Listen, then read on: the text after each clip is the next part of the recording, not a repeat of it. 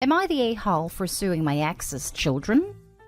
I, 50 male, got the biggest heartbreak of my life when I found out that my high school sweetheart turned wife cheated on me and that her children, Jack, 21 male, and Jill, 21 female, weren't mine.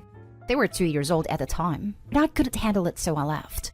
Because they were born within the marriage, I was legally the father, and resented paying child support because it was basically the government rewarding my ex for her lies. I wanted no contact with the children, but didn't begrudge my mom for still wanting a relationship. But I did stop talking to her for 6 months after she tried to trick me into reconciliation. I only let my mom back in my life after she swore to never betray me again, and with perfect understanding that she would be dead to me if she ever tried again.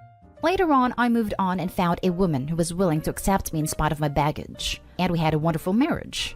I was heartbroken the day she died, but pressed on because I knew I had to be there for my children Miranda, 18 female, and Joe, 16 male.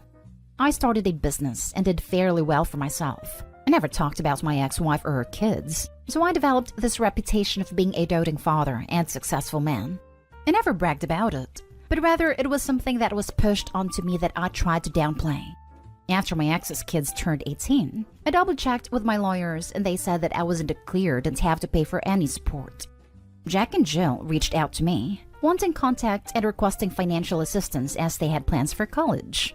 I calmly told them no, and to never contact me again. It even had my lawyer send out a letter explaining that I was free of any more obligation to them. Jack and Jill were both upset and confronted me each on their own way. Jack went to my place of business, yelled about how I was a horrible father who abandoned his children, while Jill went on social media to badmouth me and my business and got many of her friends to write horrible reviews. Their actions hurt my reputation and cost me a lucrative contract, so I decided to file a lawsuit. Turns out, their mom let them believe that I was their dad, and my own mother never thought about setting the record straight. We did another DNA test. First one was done during the divorce, verifying that I'm not their dad, and I now have a case against them. I've yet to receive an apology from Jack or Jill, but their mom is begging me not to continue with the lawsuit. I said I'd only do it if she paid me a specific amount, and when she said she couldn't afford it, I countered that she could if she sold her house. She said that she and her family would have no home, but I don't see how that's my problem, since this was her mess to begin with. Am I the a-hole? Now for the top comments. Not the a-hole.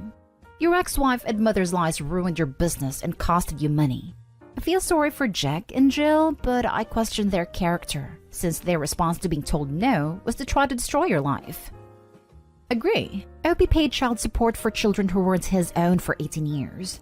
I think that the ex is an awful person for doing that to him, along with lying to her own children and inspiring this whole mess.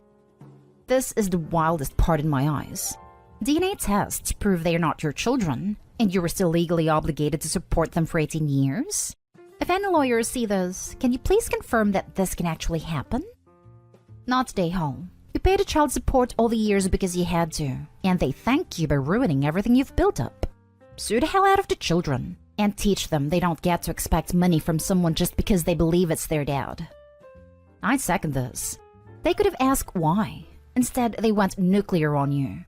I don't see why he should not go nuclear back. Not the a-hole. Although this is a horrible situation all around. In the end, I'll say though that the real a-hole is their mother, who should have at some point told them the truth about you. Although I don't think forcing her to sell her house is in anyone's best interest. This is where you become a bit of an a-hole. Something like that is only going to cause you further grief, and it seems like the best thing for you is to just not have these people in your life anymore. You're 100% wrong. She literally cheated on him and as a result had kids that wasn't his. Then she took child support payments from him for 18 years for kids that weren't even his. She could have declined payments like any person with an ounce of a good heart. He shouldn't have ever had to pay. Not a single penny. To top it all off, she made the kids believe that he was the real dad. I honestly believe he deserves every single penny he spent in child support back, and then some for emotional damages to his well-being. They destroyed his business and reputation as a result of their mother's poor actions. He's not an a-hole for anything. I say sue the mother and the kids. I hope this man gets the world because this is such a disturbing situation to be in. This is why I wish more women would face criminal charges for false paternity. It's one thing if a man openly accepts a child as his even if he knows it's not, but to make a man pay for a child to prove to be fathered by someone else? regardless of marital status, is just evil. It causes imbalances in family planning and paternal destiny. Next story. Am I the a-hole for saying I don't care about my sister finally having a kid? 10 years ago, I, 32 female, was dating Sean, 33 male, when my sister Anna, 34 female, encouraged me to break up with him because we weren't good together. At the time, I was hesitant. But then he cheated on me with this woman he worked with and I was done. And Anna was the most vocal cheerleader of the whole thing. But then 3 months later, I found out they were dating. I won't lie, I felt betrayed. Not because I particularly care about friends/family dating exes, but more to do with the fact she was so vocal about us not being good together before we knew he cheated. It felt like she wanted him for herself when I looked back. But on top of that, she starts dating the guy who cheated on me. They never meant for me to find out when I did, but once I found out, they were openly together. The girl he cheated with was almost more pissed than me at first, because she thought they were going to be together. It was a mess. But I declared myself done with my sister that day. I didn't go to their wedding, and I did invite her to mine. I had 2 boys she never met, and I knew from family she was struggling to conceive, but I never reached out to support her. 2 months ago, my parents told me she was pregnant and wanted to invite me to her baby shower. But they wanted to talk to me first, so they could explain why it was so important that I put the past to rest and move on. They said our kids deserve to know each other, and this pregnancy has been rough, so her daughter is a true miracle baby and I would be a great aunt if I'm willing. I told them I'm not, and that they need to stop trying to make me move forward in a relationship with her. They told me she's having a baby, and this could be great for me. I told them I don't care if she's having a kid or not, that I want no part of their lives. My parents just told me I am dead wrong for that, because their kid is innocent. It is family blood, it deserves to have her family want her. Am I the a-hole? Not the a-hole. Family is blood? Then why didn't they handle her when she did what she did? They're just guilt-tripping you. Exactly. Not the a-hole. OP, next time they come at you with that BS, tell them that they chose her over you. And if they harass you anymore, you'll be happy to cut them out of your children's lives. And seriously, consider doing this anyway, because family that backs up a woman who steals her sister's man is toxic. And you don't want that around your kids. Part of me suspects the sister and the ex had an emotional affair, at the very least, before he cheated with someone else as well.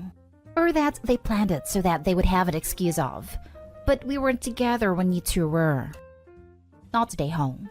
Reproducing should not be used as a get-out-of-jail card. Am I right to assume that the child is also a product of the guy who cheated on you? Or did she move on to some other guy? She's still with my ex. That just makes it worse, because both of the people who betrayed you are trying to get you to celebrate their betrayal, because often babies are seen as somehow legitimizing what they did to you. No thanks. That definitely solidifies not day home. Not day home. Innocent kids are everywhere. There isn't anything special about your sisters. Plus, you can't have a relationship with the kids without a healthy relationship with the parents, and that just doesn't sound like it is feasible. Given that you don't seem to be missing anything about not knowing their kids, I'd say keep on doing things your way. Next story is titled, Am I the a-hole for refusing to give my mom's engagement ring to my stepbrother because he's not family? My mom died when I, 27 male, was 9, and my dad got married some time after. His wife had 3 other kids, so it was definitely a major adjustment. Me and her son, Ben, 28 male, shared my tiny cramped room all our teen years, and it was rough. We didn't get along at all, and it was a relief moving out when I started uni and never looked back. The only person I stayed in contact with was my dad and my older brother, 35 male, but our relationship with our dad is a bit strained for many other reasons, aside from how he handled everything back then. I've only seen them a handful of times over the years. Last time was at my dad's for his birthday over a month ago, where I was told Ben has a girlfriend that has been with for 5 years, and that he wants to propose. Then my dad says it would be a beautiful gift if I gave him my mom's engagement that she specifically left to us. It was my grandma's ring, which was given to my dad when he wanted to propose to her. That's a thing my family has done, and so that's why he thinks it would be a nice thing to continue on since now he's ready to get married. I told them both no, not just because Ben isn't one of my mom's kids, but I want to keep the engagement ring to propose to a future girlfriend. My brother doesn't believe in getting married, so that's why the ring was passed to me. It was always meant to be used by one of us. I gave these reasons along with the fact it's part of a family tradition on my mom's side. Ben got pretty mad, and so did my dad, because he says Ben is my brother, therefore part of the family and the tradition. I said no, he's not. He's someone I had to be roommates with Tex as teenager, but we're not family. The story would be different if it was my brother who wanted to use it because we're actually family. My brother agreed with that too. My dad hasn't left me alone about it. Ben has only bothered me a few times about it, and so has my dad's wife. Basically, they think I'm being an a-hole. Since this would be a meaningful gift as a way for me to finally consider him my family, it is a nice tradition for the new generation. It is not like Ben is short on money to buy his own engagement ring. Seems to be that they really want to push this, because it's part of the tradition on my mom's side, which I don't get why he needs to be part of, much less take my mom's engagement ring. Am I the a-hole? Now for the comments. Not the a-hole. At all. Why do these people think they have a right to your property? Is he going to give it back if you wanted to get engaged someday? Let them start their own traditions. Maybe stepmother can give Ben her ring. Ben never had any relationship to Opie's mom. He didn't even know her. I find it so gross to take away the ring from somebody else's dead mother. At the engagement, the dialogue will be like, Ben, this ring is really special. It belonged to the dead mother. Fiancé, but your mother still lives. Ben, I never said it was my dead mother. Where's the sentimental value? I guess Ben just don't want to spend money on a new ring. This. As the woman receiving the ring, I would feel guilty, knowing I took it away from someone for whom it would have real emotional value.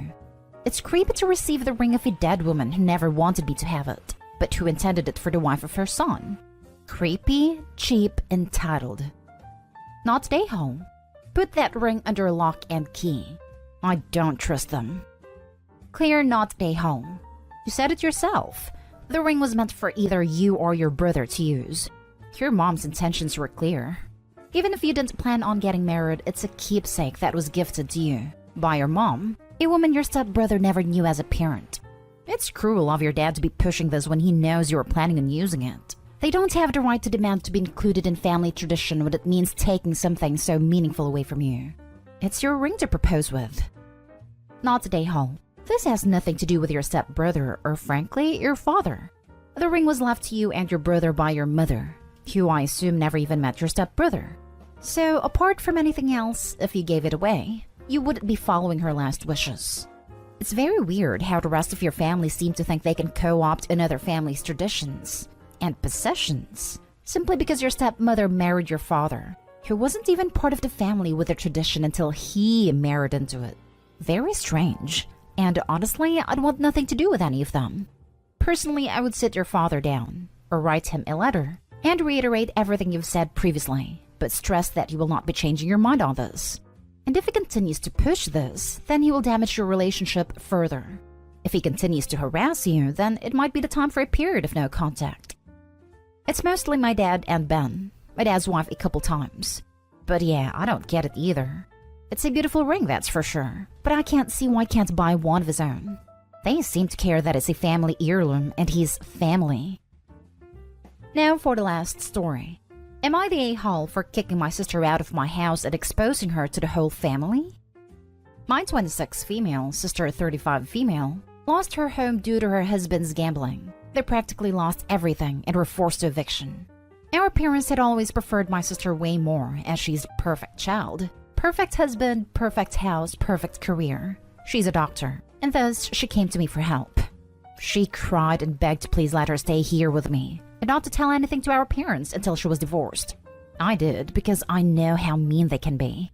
My boyfriend and I own a 2-bedroom apartment. The guest room that's rather small, and our room that's a lot bigger and has an ensuite bathroom with a bathtub. This is important. My boyfriend is currently staying with his parents in Texas, so I have the whole house to myself. We talked about it and we agreed to let my sister use the guest room and pay minimum rent for a few months. Everything was fine at first, until a few weeks ago when we had some problems with the bathroom my sister uses and she had to use mine. When she found out I had a bathtub, she was thrilled and said why I didn't say anything before. And I just told her because it was my personal bathroom and I didn't have to. The problem got fixed in 2 days, but every once in a while she asked me to use my bathtub. I said yes a few times, until she just stopped asking and began to go into my bath every time she wanted. She then tried to leave her products there until one day I found her sleeping in my bed. I woke her up and told her to get out, but she said that it wasn't fair that I had a better room with a better bath and everything, that she was a doctor deserved the room way more, and that the best thing was to move to the small room and let her have it. I was mad. I couldn't believe that she was in my house trying to rule over me. I told her that this wasn't just my house, but my boyfriend's too, and that she had to get her things and leave. She said I was overreacting, and I told her that, yes, sure, but I know how these things usually are, and I don't plan to have it her way. She said that she didn't have anywhere else to go, and I told her, too bad. She had to come clean to my parents and is currently staying there, and now they are mad at me for kicking her out and forcing her to embarrass herself in front of them, and that I owe her my house for free as long as she wants. Not today, Ho. You welcomed your sibling into your home and just wanted basic decency, and she trampled all over your boundaries.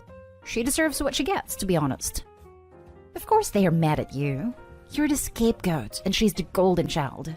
This will never change no matter what you do. So stop trying with any of them, and start distancing yourself. They are toxic, and you need to live a happy, healthy life.